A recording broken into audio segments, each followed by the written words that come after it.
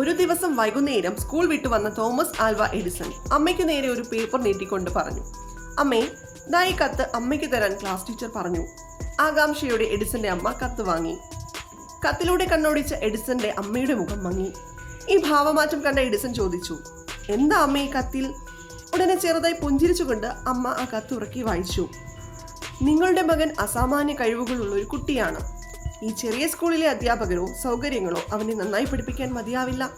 നിങ്ങൾ തന്നെ കൂടുതൽ സമയം അവനെ പഠിപ്പിക്കുന്നതാകും ഉചിതം. നാളുകൾ കടന്നുപോയി. മാസങ്ങളും വർഷങ്ങളും കഴിഞ്ഞു. എഡിസൺ ലോകമറിയുന്ന നൂറ്റാണ്ടിലെ തന്നെ മികച്ച ശാസ്ത്രജ്ഞനായി മാറി. ഒരു ദിവസം വീട്ടിലെ പഴയ സാധനങ്ങൾ അടുക്കി വൃത്തിയാക്കിക്കൊണ്ടിരിക്കെ എഡിസൺ മടക്കിയ ഒരു പഴയ പേപ്പർ കഷ്ണം കിട്ടി. എഡിസൺ അതെടുത്തു നോക്കി. അന്ന് തന്റെ ടീച്ചർ അമ്മയ്ക്കായി കൊടുത്തുവിട്ട കത്തായിരുന്നു അത്. എഡിസൺ അത് വായിച്ചു നോക്കി. അതിൽ ഇങ്ങനെ എഴുതിയിരുന്നു, നിങ്ങളുടെ മകൻ ബുദ്ധിയില്ലാത്തൊരു കുട്ടിയാണ്.